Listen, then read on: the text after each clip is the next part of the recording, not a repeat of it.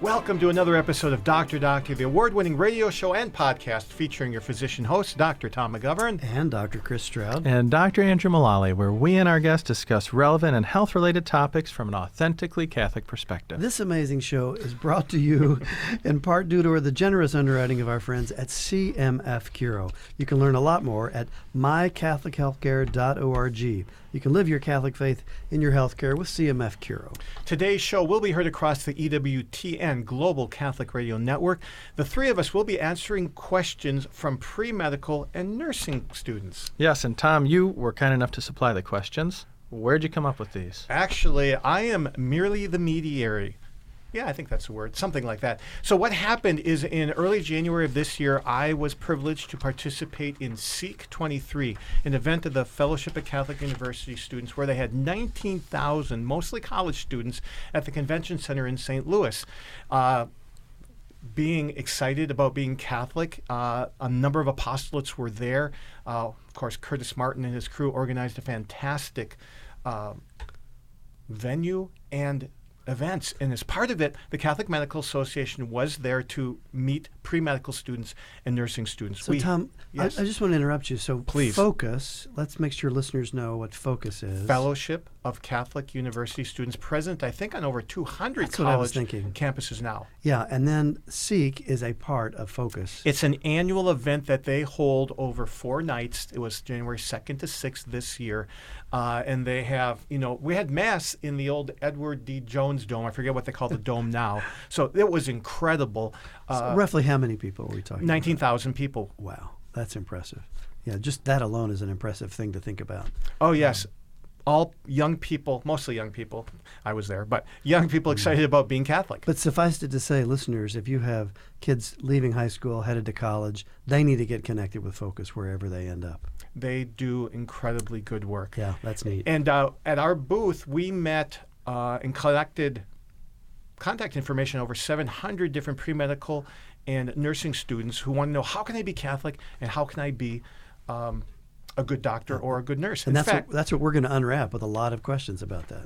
Well, yes. And so 2 of the things that we did while we were there is we actually got to do a live podcast while there. In fact, our good Kyle Hyman, who's producing this episode, was there helping run that. And we had like 200 yelling, screaming students at times. And we had students there who were answering the question, can you be a good Catholic and a good doctor or nurse in 2023 America? Well, it's tough because everything you hear on the news for healthcare, a lot of it's negative. You don't hear a lot of the joys of healthcare. So I could see myself, especially if you don't have family in the profession or something, how could you even break into that?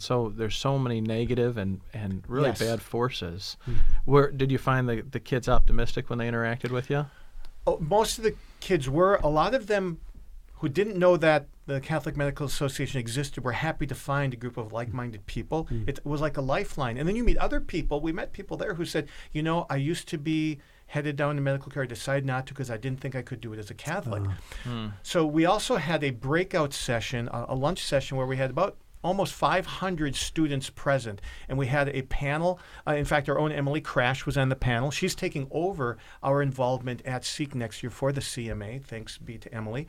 And they texted in to me a number of questions for the panel part. And that's where these questions that we're going through, so we're answering real questions from real college students that have questions about being doctors and nurses in 2023. So listeners, you might be interested in a health career, or you may be listening and you have a child or a grandchild or a niece or a nephew that might be interested in health. So, save this episode and make them listen to it, because it's really relevant questions from real people about real concerns. So before getting into the nitty-gritty of the questions, we have our medical trivia question of the day.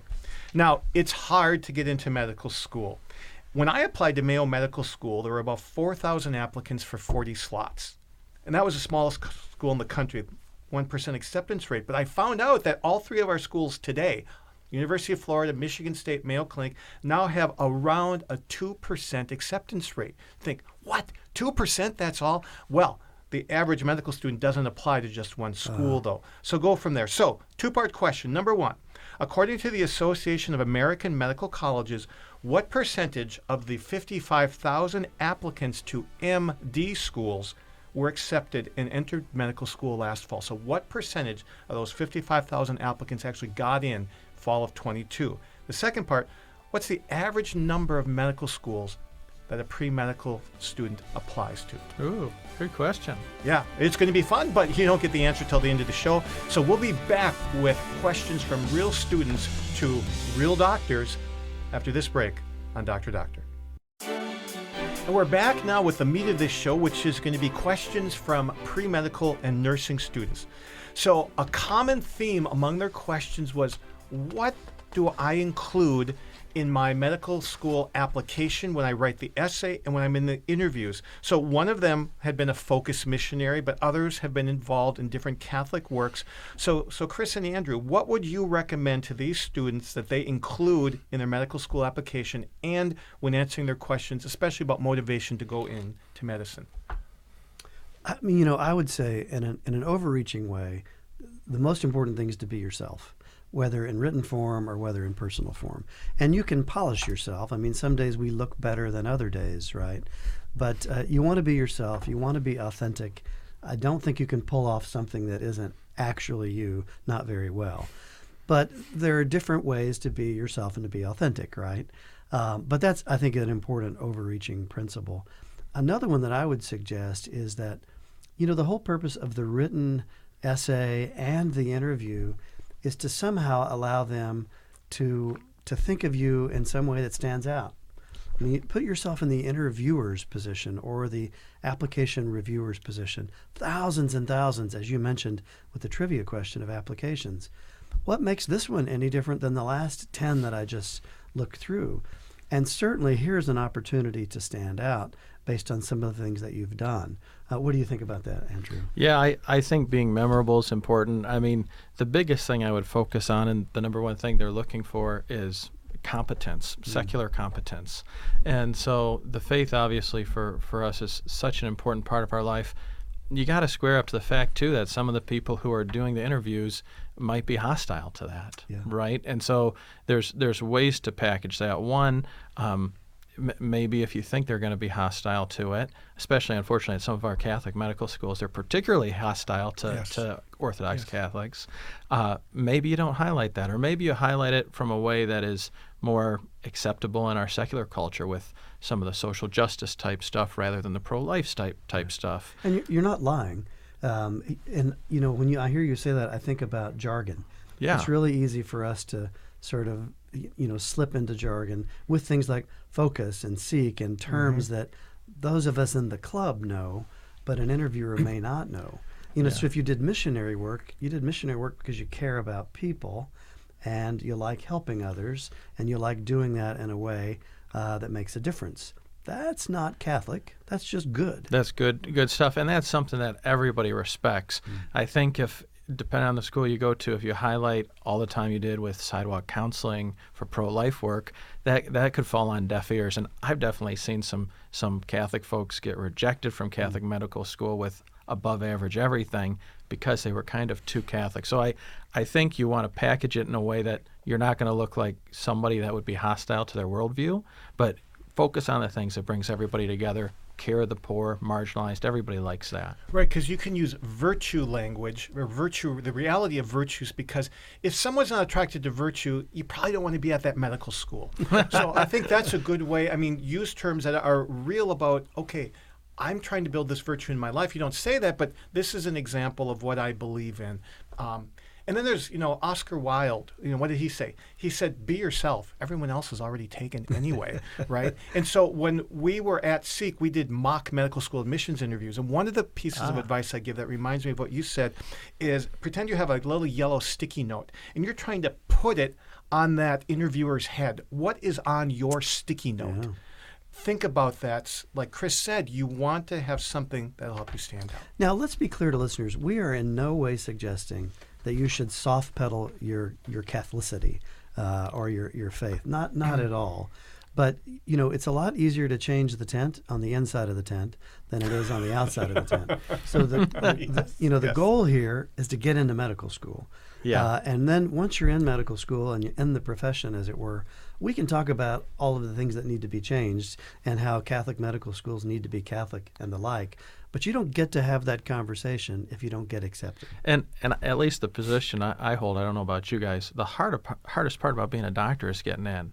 And so, like, if you can overcome that barrier, then you're in a position where all of a sudden it's very hard for medical schools to kick people out. Looks bad for them. It really doesn't happen. It's just getting in is the hard part. So you want to look your best and look funnier than you are, look smarter than you are.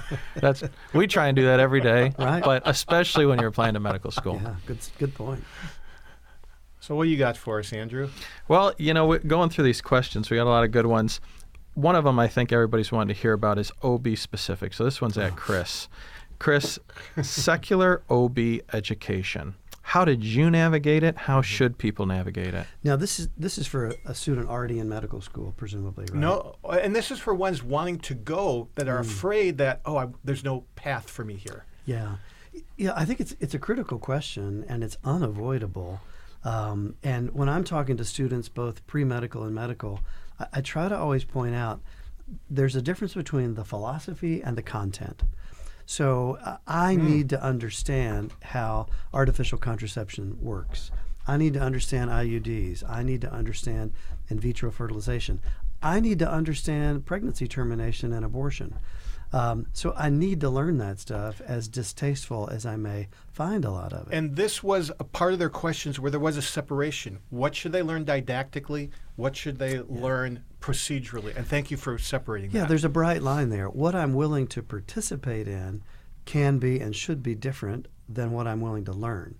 As a student of medicine, I'm willing to learn anything and everything, including things that don't fit with our Western view maybe of medicine, because I'm a student. I'm a sponge thirsty for knowledge. But let me give you an example where I drew a bright line where I was unwilling to learn something didactic, and that was we had a 4-day course in sexual medicine, and so that we would better accept and tolerate those with different ways of looking at the world, they showed 2 days of horrendous, virtually pornographic movies. I was the only student out of 40 that refused to watch those because I didn't want those in my memory banks for the rest of my life. Right. The 60s were pretty crazy, right, Tom? Yes. No, you bring up a good point, because obviously we're culpable for what we do. Right. Knowledge, and I don't know about you guys, but I felt like after people got wind that I wasn't going to do some things, they were peppering me with those types of questions all the more. So I feel like, especially if there's something like abortion, obviously, but even contraception, you probably got to know it better than the people who are prescribing it, because they're going to try and make you look stupid. I mean, the people who are hostile. Yeah, exactly. I mean, that even happened to me recently. I was testifying in the state of Indiana about an abortion law, and they tried to say, I don't do abortions, therefore I have no knowledge, and I can't testify on that. Yeah, you're not an expert because you don't do them. Which is exactly not true, but it's a good lesson to learn here. So you need to learn the content, even the content that you find reprehensible, especially, to your point, Andrew, that content. How do you get along with your peers who totally disagree? They think you're nuts. Yeah, that's a good question. Now, when I was in medical school, unfortunately, I wasn't on the right side of this issue. But now, as a doc, I am, thanks be to God. And, I'm probably like you. It only comes up occasionally. Once in a while, I'll get an eye roll. I'll get a snort or a snicker or something in the physician's lounge. But for the most part, I'm so out there and it's so on my sleeve that those who disagree just avoid me. Except for those types who want to engage you, sometimes just for the fun of it, which I think, bring it. That's okay. We're ready. But, I think to the interview question, especially when you're in the learner mode, you need to be really cognizant that maybe I'm a little different. So if I'm an OBGYN resident and I refuse to work at the abortion clinic, okay, maybe I need to work extra at the other clinic. Maybe I need to take extra call for my peer that's covering for me. And that's part of the cross that I bear for not participating. That's okay, and that's going to endear me to my peers, but I'm not going to compromise, my morals to do that. But at the same time, I'm not being lazy. I'm not trying to get out of work. Yeah. But, those peer-to-peer interactions can be challenging. But that's also some of our greatest opportunities to evangelize. You know, if a peer wants to come up to me or to you and ask me a sincere question about something, I'll cancel everything and talk to them, because that's a listening ear that we may never get. So take it and run with it. And as St. Paul says, be prepared to defend what you know. So, Chris, when students get on a rotation, at what point should they let their preceptors know that, hey, there are certain things I cannot do? And how do they do that? Yeah, I think that's a good question about the beginning of a rotation, or if you finish medical school and you're interviewing for a residency. In any specialty, but especially family medicine, obstetrics. But let's go to the medical student rotation, third year, first time on service. So I would say personally, the goal would be not to surprise anybody. So I would have those conversations with the dean of students, someone like that, before your rotations even begin. So the dean, not just who's in charge of the rotation, but the dean of the med school, then they can... I would start off high. I mean, imagine what maybe an observant Jewish student would do, or a Muslim student would do. And it's going to be expected that there's certain things they will not do. I remember I went to medical school with an observant Jew who was a father of triplets in medical school. Well, medical school posed some real challenges for him on the weekends. Yes. Right? Yeah. Especially the stairs, were a real problem since he couldn't use the elevator on Friday evenings. But he worked it all out. He told everybody well in advance, here's what I have to do, here's what I can't do. Please help me. But I would say overall the goal would be not to surprise anyone. And in medical school, there is a built-in protection as well that you actually can't prescribe anything, right? Right. And you can't primary on any surgeries. That's right. So I always found in medical school the biggest risks were assisting on surgeries. But you can, especially if you know, okay, these are the areas where I'm really worried about, you can focus your efforts there to make sure that you can follow your conscience. Right. Well before maybe a tubal ligation procedure as a medical student, you should have said to your upper resident, just as a reminder, I don't participate in these. I really want to observe. I just really don't want to have my hands there. But I really want to learn. I really want to understand. But I'm not allowed to participate other than observing. And again, don't surprise them. The other thing that you remind me when you said that is, in reminding them and in telling them and in talking to the dean of students, that is a time to be at your most humble. Right? Yeah. There can be no tone of arrogance there. No. You wouldn't want to say to the dean, unlike you pagans, I'm not going to participate in these unholy endeavors, but I'll pray for you while you do. Yeah. It's okay to think don't that, do that. but don't say that. So you want to be very humble. I can't do these things. I'm sorry for any inconvenience. I want to help. I want to learn. But, there's a bright line I can't cross. But be very, very humble when you're having these conversations. That's good. So what question would you like to pepper us with, Chris? So, I guess this is an obvious extension, but how do medical students handle secularized teaching such as abortion, and how do you protect your morals? Just sort of an extension. Abortion is obviously the most egregious one. And that's a tough one. Do you need to go watch an abortion? To your point about, the film, I can study abortion. I can know everything about it. I can have memorized the literature on complications and indications and techniques. But do I need to go watch an abortion? The same might be true if I needed to go. Do I need to go watch an execution to understand what's happening? I would argue no. Right.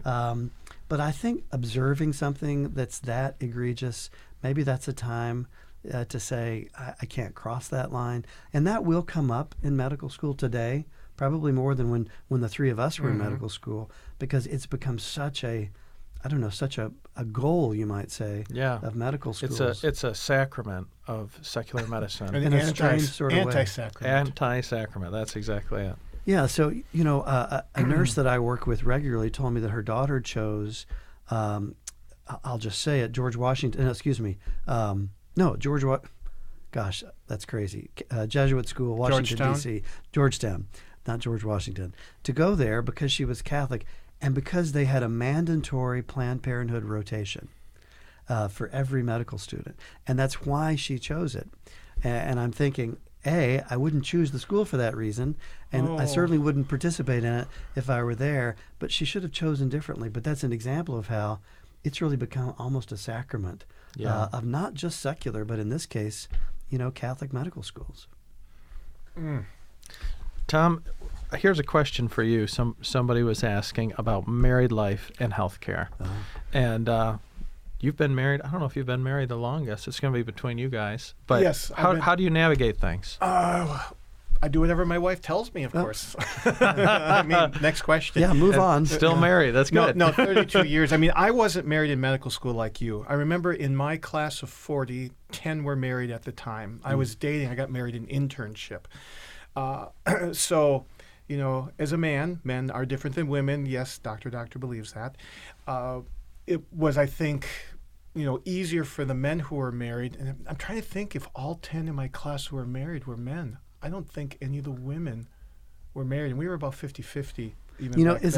As I think back, though, tell me if this is true. The married students that I knew did so much better.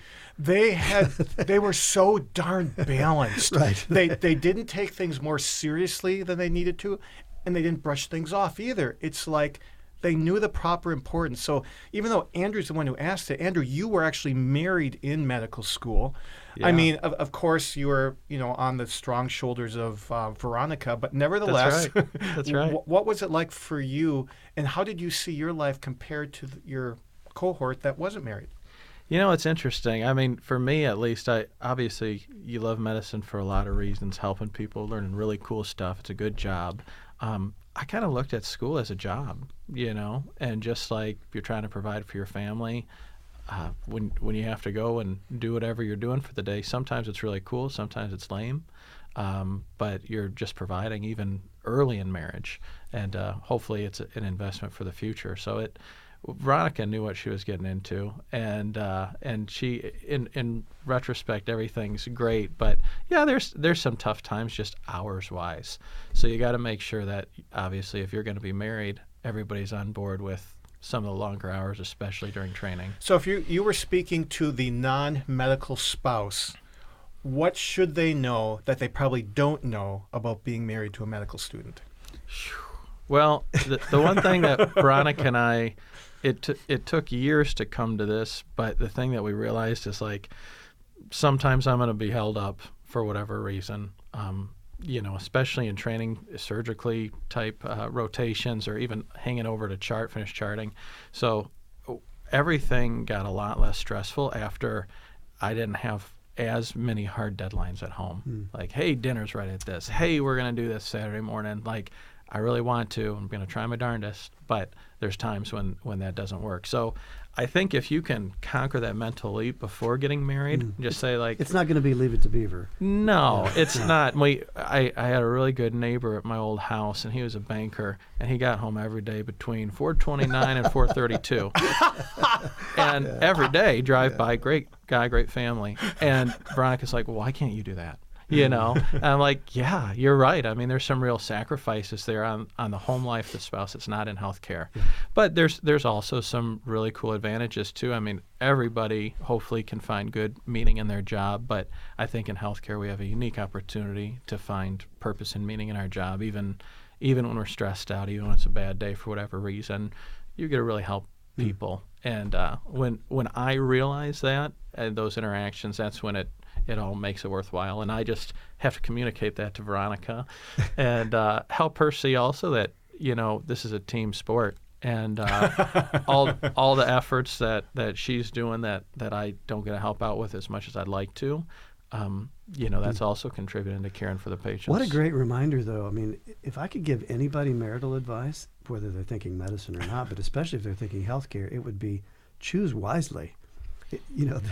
Choose wisely because, to your point, it takes a strong spouse. You're not a banker. You're not going to be home at 4:29, and you knew that in advance. I met my wife when I was in residency in OBGYN, and I was on a pretty cushy rotation for the 12 weeks right after we met. And I got home every day about 3 o'clock, 3:30. Sounds like a bait and switch, Chris. Yeah, we got to know each other. We got to know each other really well. She got to be great friends with my dog. I mean, it was terrific. And then I did a really tough rotation for 6 weeks where I was never home. And I think after a couple of weeks, she left me a note or something that said, "Sorry things didn't work out, good luck in life." Oh, my. She sort of thought I had moved away. And in reality, I was just gone a lot. So it was a real lesson for us in the very infancy of our relationship. We are not Ozzie and Harriet. We're not going to live that sort of movie Hollywood kind of banker lifestyle. No offense to our banker listeners, but it's not a predictable lifestyle. So, yeah, manage expectations. And in fact, I think something that would be a good idea is if you're dating and thinking about being married to somebody in medical school, get to know a married couple where one of the spouses is a physician. Because they can tell you the stories and open your eyes. And in fairness, we as physicians, we're talking about medical school, but being a nurse, they tend to work strange shifts. They tend to work 2 nights a week, and then they're off the rest of the week. And sometimes they sleep in the daytime. Sometimes they sleep at night, which is bizarre. And that's not a stereotypical relationship. Talk about these things frequently and early. Amen. And on that note, we're going to take a break halfway through this show. We'll be right back after the break. Hello, and we are back on Dr. Doctor, your favorite Catholic medical radio show. Doing an in-studio one today, which are always my favorite. Okay, here's another question from folks. And I guess this one, maybe we start with Chris, but it's really for both you guys. My favorite rotation in medical school was surgery. I loved it. But I was not excited about getting called out at all hours of the night. And knowing Miss Veronica, as we talked about, I wasn't sure that was going to be her favorite choice either. Can you be a surgeon and have a family? Yeah, great question. I mean, I'm a surgeon and I have a family, so by default, yes, I guess. I think. Would you do it again? Would they do it again? I think it's right. probably possible to change maybe your career choice within medicine, your specialty choice, I guess we should say, based on your concerns with lifestyle, right? But for me, and maybe people like me, and Tom, you're the temperament expert, but at some point you're being dishonest with yourself. So could I do that specialty because it has a great lifestyle? Probably, but would I be happy? And would my family life end up being worse because I was faking it at a job I didn't like? Or could I throw myself at my career and destroy my lifestyle? Probably, that's my temperament. Or could I find a happy medium there? I would suggest maybe that's where people like the three of us, and maybe like a lot of listeners, we start asking the question, what am I really called to do? I know I'm called to marriage, right? We've discerned that. We figured that out. But then what am I called to do in medicine? Well, I'm not really called to do anything in medicine. Well, then maybe you should rethink your career choice, because a calling is just that, and it's going to be difficult. It's going to have hard times, and it doesn't matter what specialty you choose. But to the specific question, yes, you can have a great family and be a busy physician. It takes work. You need to marry well, like we did. And thank you, wives, if you're listening. But yes, that can be done. But it takes focus. It takes intentionality. And I don't really think it has to do with the specialty.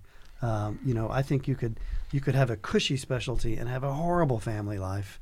And vice versa. I don't know. Maybe that's too vague, but what do you think, Tom? No, I agree with that. You can mold your life after residency because you don't have a whole lot of control during residency.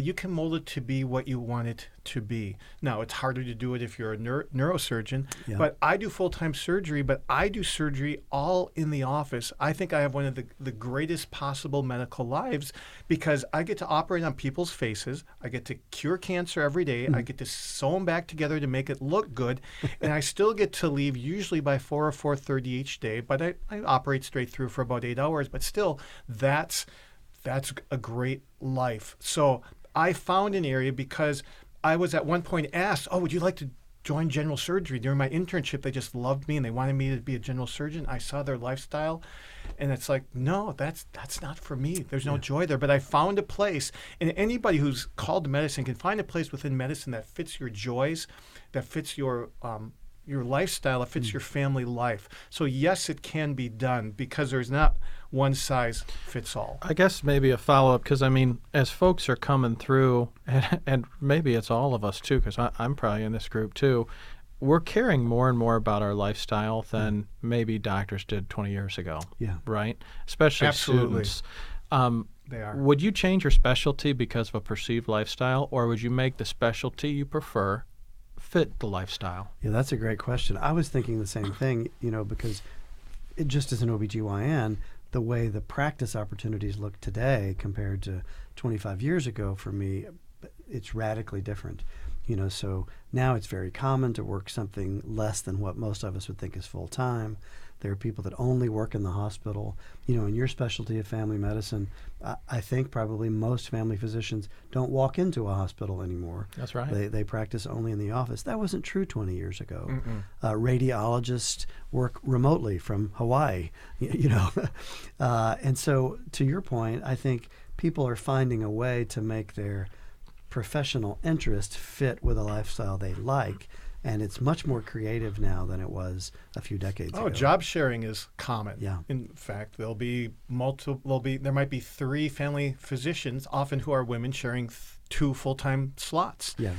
One of my partners, when she was Catholic and she had young kids, her husband was an engineer, she worked Tuesday evening, Thursday evening, and Saturday mornings for years until her schedule could do other times. So I would say, Andrew, the second part of your question is the right answer, is find what you love to do. Then you can figure out a way that it fits into your life. Because if you just do it for lifestyle but you hate it, that's a lose-lose for you and your Somebody's patients. going to suffer there. One of the parties is going to suffer. But, I'll bring up sort of the dirty secret that nobody wants to mention, and that's money. And so I think about my peers, which they'll probably come after me for this, but you see some of our colleagues and they say, "Oh, I'm just so busy. I wish I could slow down." What they're actually saying is, "I wish I could slow down and make the same amount of money." Yes. Because they could slow down, but slowing down would mean an income, sacrifice. So again, it's the opportunity to say, this is what's important to me, and I'm going to make my career fit that. That could mean that I'm going to make less money. And nobody wants to talk about that, but don't you think that's true? Well, and it's really a priority situation. It is. Because, definitely in healthcare, but I think really almost everybody in America, never have as much money as you want, almost always more than you really need, if you look at it. So is your priority trying to amass whatever? Very few people are going to be Bill Gates. Or is your priority making sure you got a couple nights a week when you can go watch a kid soccer or something like that? Right. It's learning how to define the word enough. Yeah. I remember a man who gave me some business counseling when I moved here. He wasn't Catholic, but he was a devout Christian. And he said that a necessity is a luxury once owned. So once you have something that you once thought was a luxury, once you have it, it then becomes a necessity to you. Can't live without it. Right. So I've reflected on that quite often. That is actually a good point. Yeah. Well, I think there's a problem with the kind of people that tend to go into medicine, very high achieving, hardworking people, and for almost 20 years of our lives, all of our affirmation comes from an external source, a grade, a test score, a ranking in school. Yes. I got that residency that everybody wanted. Now, once the learning environment changes, once you're through in the learner mode, now you've got to seek affirmation somewhere else. Sadly, often that becomes financial. I need that bank account to tell me that I have value. And that's a challenge, and it's a recipe for unhappiness. So early on, figuring out what's actually important to you in your life. Are you trying to get to Harvard or heaven, as Peter Kreeft likes to say? Yes. Right. If you could figure that out early on, I think you're on the road to happiness that many of our colleagues never quite find. Yeah, that's a good point. And, that actually brings up another idea about folks who are going through training. Kind of to pivot a little bit, we had a question about gap years. Yes. I know, Tom, you had mentioned you took a gap year. Yes, although there wasn't the concept back then. Mine was kind of unusual, a gap year. Back then I finished I was in my third year of med school, and all these signs were pointing to maybe I should take a year off to consider whether or not I'm called to the priesthood. So I got the permission of the U.S. Army, who was paying my way to med school, and of Mayo Medical School, to take a year off. I went to I was in the Diocese of Winona, which is where Bishop Barron is now bishop, and went to the seminary there for a semester. And by the end of the semester, I was tossed out for emotional instability, which is they were absolutely right to do that. But I had that semester, learned some stuff I never learned, and then I worked in a lab for 6 months before resuming medical school. So I know the experience of what it's like to be off of training when you have this big downhill curve in your memory of all this physiology and pharmacology and stuff. So a lot of students now seem to be doing gap years intentionally. A year off, and it's typically a year between college and medical school. And they want to know, will it help? Will it hurt? I don't think it's necessary, but I think some students perceive that it will make them more noteworthy on their application process if they've done something for that year, working in a lab or doing some kind of foreign mission trip or whatever. But my impression is it's not necessary, but it's become very common. And maybe it's to your point about people wanting a better lifestyle. Maybe they feel burnt out after all this academic work and they just want time off. I don't think there's any harm in doing it. And I think the best time to do it is probably between pre-med and medical school. Yeah. Because, coming back to my fourth year of medical school, having not done any medical stuff, that was a real uphill climb mentally. That was a challenge. You can do it. You just have to study and bring yourself back in. And I know other students now who have done it, but it's not easy. And I think to your point about a gap year before medical school, it's at least my impression that a lot of the medical schools now are looking for non-traditional pathway students. Yes. So it's almost a negative if you're high school, college, med school, da. I mean, we have 1,000 of those. Yeah. They like. It gets back to that interview question and the sticky. What makes you different? How do you stand out? How do you look differently? Something that I find myself talking to medical students, or especially pre-medical students, about is, in college, you killed yourself to get into medical school. And whether you take a gap year off or not, when you're in medical school, that provides a real opportunity to decide what's the next chapter going to look like. It's the old expression, what do you call the guy that graduates at the bottom of his medical school? Doctor. Exactly. Right. And so, once in medical school, you can relax a bit. You could take a gap year. You could, start to carve out what your life is going to be like. It's a perfect time to think about those things. But that's a tough transition from super competitive work to maybe now I can just focus on the beauty of learning. I'm not so sure most of us are very good at that. Yeah. Although more medical schools are going to pass-fail, and I understand that even the part one of the boards is becoming pass-fail now. Yeah, holy smokes, that would have been nice. Where was that? Yeah. Everybody's just worried to death for that first board exam. I don't know about you guys, but at least my whole school, everybody is just going bonkers over it. Well, I recently learned, listening to these great courses in history, that there was no school anywhere in the world that assigned grades till, I think it was University of Paris in the late 18th century. Really? Started doing it. Before that, the concept of grading things in class ranks wasn't even a thing. Oh, that's wild. Yeah, and so it speaks to kind of that meritocracy mindset, Yes. keeping up with the Joneses. And, the other thing that's bizarre about medical school education is it's so contrary to what medical practice is like. And when I say that, I mean... Yes. In medical school, you are your own entity. You are an island entire of yourself. Business students call it collaboration. Medical students call it cheating. So, to collaborate is to be weak. And yet, when you practice medicine, I can't practice without people like you, Andrew, and other specialties. Yeah. I need help. I need colleagues. I need to collaborate. I need to ask questions. And I need to help them, and they need to help me. You don't learn that in medical school. They might even give lip service to that, but it isn't very authentic. And it's just another example of how it's trying to make you something that you're not. Don't let them do that to you. Yeah, medical school is a very interesting ride, and I think it's really cool in a lot of ways, but it does have the potential to really change you, and sometimes for the worse, I think. I think, your point speaks to really the topic of this whole episode, and that is how can I be what I am and survive medical school? Yeah. And what I love to tell students is don't let them change you. They're going to beat you up a little, and that's okay. You know, they beat St. Paul up a lot. They cut his head off, right? So, but only once. Yeah, you don't have to go quite that far. But they're going to beat you up. You're going to get some anti-Catholic or religious fanatic stuff, and that's okay. It is 4 short years.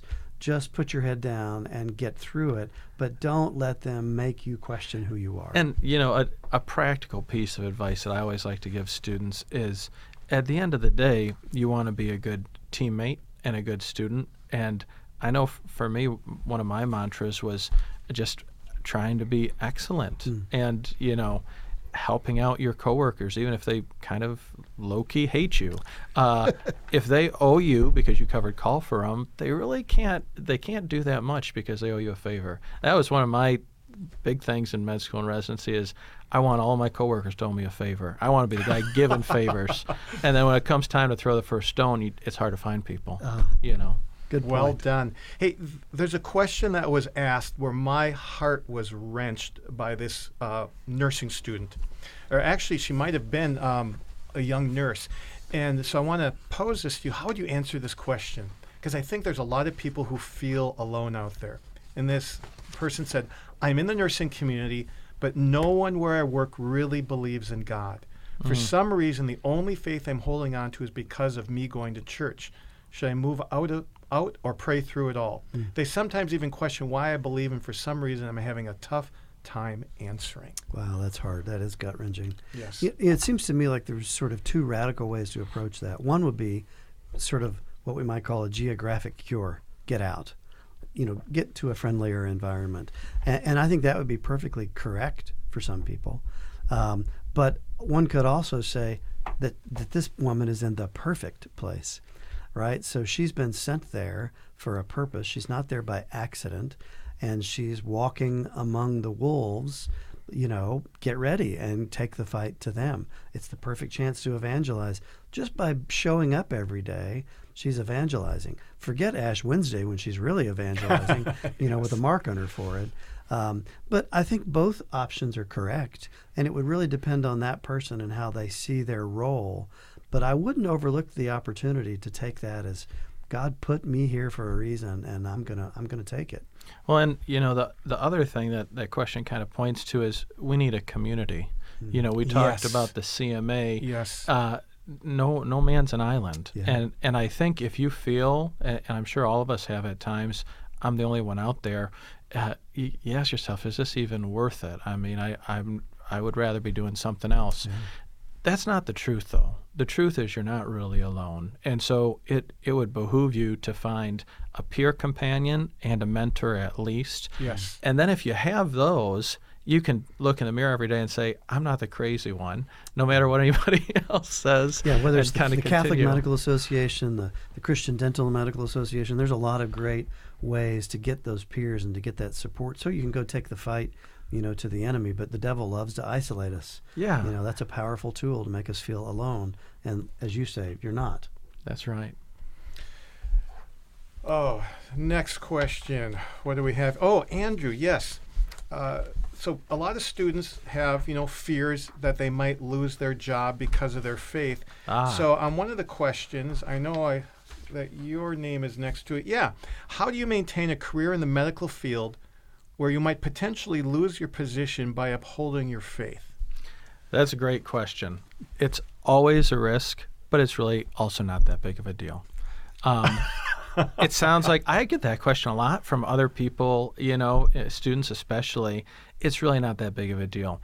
If you have kind of a regular 9-to-5 and lose your job, you get another job. Unemployment's like 3% right now. You're going to get another job. When you're in the medical field, if you're a nurse, unemployment is 0. They make more than doctors in Indiana, I think. If you're a doctor, your unemployment is also 0. You can go anywhere and get a job. So if you lose a job, first of all, it's not going to happen because that hospital makes so much money off of you.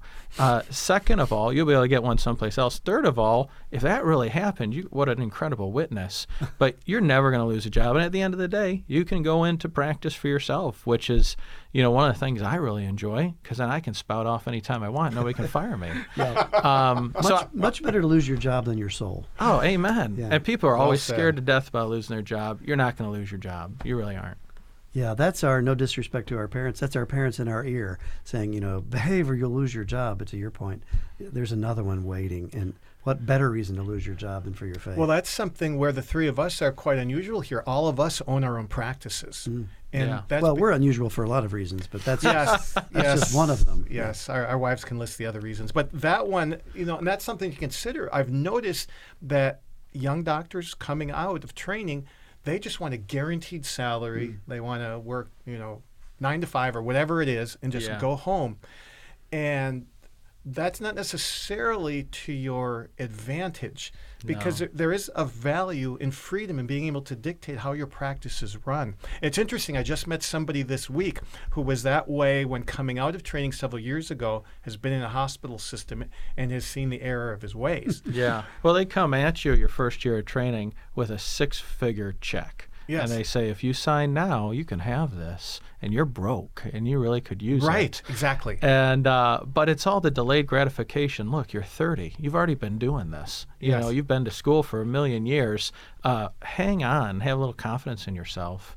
And if you find yourself in a place where you're unhappy, you can always make a change. I would ask your mentors, people in private practice, people in an employed arrangement, are you happy? I mean, this is basic economics. Everything comes at a price. Yeah. There are no free lunches, right? We didn't think of that phrase, but it's true in medicine and outside of medicine. And so that perceived security comes at a price. It does indeed. We wrapping up this part of the show here. Chris, give us quick and dirty. How would a medical student respond to a resident who says, here, I want you to hand this prescription for birth control to this patient? What should they do? Yeah, sort of deciding how culpable can you be. I mean, you asked me to hand a piece of paper to somebody, I hand a piece of paper to them.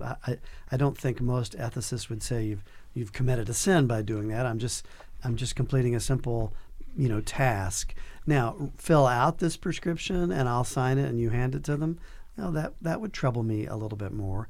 But instead of the specifics there, I think maybe taking a more global approach. And that is, as we talked about a little earlier, to what degree can I participate in certain activities? Let's figure that out early on and not surprise anyone. So that resident in this situation should have already known this student doesn't participate in anything related to contraception. Fine. Many episodes ago, remember we had the physician assistant from the Northwest, yes, who was working at a Catholic institution, yes, and they wanted her to refill prescriptions for gender affirming care, as it's called, and she declined. She lost her job, she sued, and she won. But she drew that line there and said no. She did tell them in advance, and they pushed her anyway. But it shouldn't be a surprise. The student should have said to this resident in advance, please don't ask me to participate in contraception. I'll do anything you need me to do, but I really don't want to participate. Oh, well, how do you define participation? Well, filling out the things, discussing the side effects with the patient, all of these things you need to think through as a conscientious student well in advance. What am I willing and not willing to do? Well, and it speaks to the humility as well. You brought up humility. Exactly. You know what? Remember, I'm the weird one. I don't do contraception, but you look like you could use a cup of coffee. How about I get you a cup of coffee and somebody else can do that for you? You are so good. And on that note, we're going to end this regular part and come back for our top 3 takeaways and the medical trivia question here on Dr. Doctor. Welcome back to Dr. Doctor, and welcome to the answer to this episode's trivia question about some of the alarming, shocking statistics of acceptance into medical school. While on average, only 2% of applicants got into our 3 schools, 41% of all applicants got accepted to a school for MD. So about 4 out of 10 got in 2022. Now, the other question, what's the average number of schools that students applied to? How many did you apply to? I applied to 3. You? I want to say like 6. And I did 5. We are significantly below average, which was 18. Wow. 18. When I hear you say that, I think every one of those applications had a fee when I was applying. Yeah. And that wasn't an option. Yeah, 100%. And so many of the med school, like 90% of the students are in state. So I'm like, I'll apply to the Michigan ones. But the applicants now can do Zoom interviews.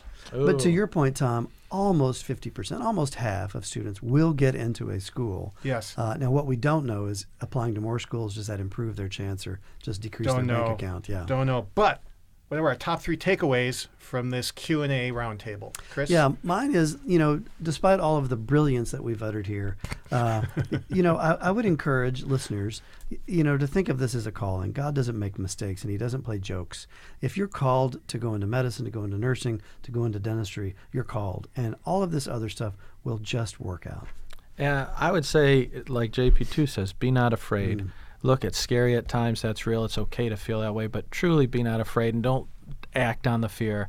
It's going to be okay. You're really not going to lose your job. You're really not going to fail out. You just have to do it. Try your best. Say your prayers. It'll be okay. And on the interview front, be yourself. When you are dating and determining if you're going to be married to somebody, if you put up a false front and they find out you're somebody else, how is that going to bode for your future? So you want to match with somebody who wants you the way that you are. Now, don't be, in their face, make them uncomfortable with how Catholic you are. Just be a good human being. And if they like you for who you are, great. And if they don't, it's like, you know what? God must want me to go somewhere else. And that's okay. Sometimes the answer is no, this isn't the best for me. You don't have to be accepted and loved by everybody. That's true. So listeners, thank you so much for being on this threefer, as we call it here on Dr. Doctor, where you can find this and all of our old episodes on our website, drdoctor.org. And click on episode archive if you're struggling from insomnia. You can you can watch over 300 episodes of Dr. Doctor. That'll fix it. We have a video version now. This is an in-studio one with all 3 of us. Go to drdoctor.org and look for our video stuff at the YouTube link at the top. This is Dr. Tom McGovern. And this is Dr. Chris Stroh. And Dr. Andrew Mullally, and we're signing off until your next dose of Dr. Doctor.